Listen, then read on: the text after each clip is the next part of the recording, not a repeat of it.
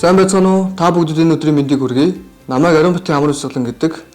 Би зэвсэг түвшний 338 дугаар ангийн эрүүл мэндийн төвд докторийн хэмжээр ажилладаг.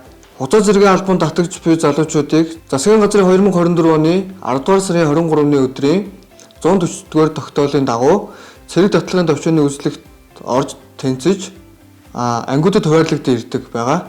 За 140-р тогтоол нь цэргийн жинхэнэ албанд тэнцэхгүй гэсэн 300 гаруй өвчлөлийг бүртгэгдсэн байдаг. За үүнээс сүүлийн үеийн залуучуудад зөнгөлөн тохиолддог өвчлөл нь варикоцел буюу төмсгний венес удасны өргөсөл, за шүдний өвчлөл дийлэх хувийг нийцэлж байна.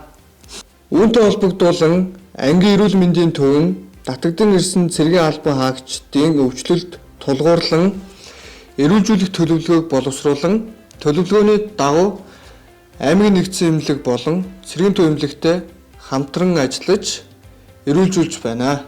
Мөн нийт хугацаа зэргийн албан хаагчдад өдөр тутмын хяналтын үзлэг, 7 хоног бүр биеийн жингийн индекс тодорхойлох үзлэг, жилд 2 удаа өрчсөн сэргийлэх үзлэгт тус хамруулан ажиллаж байна.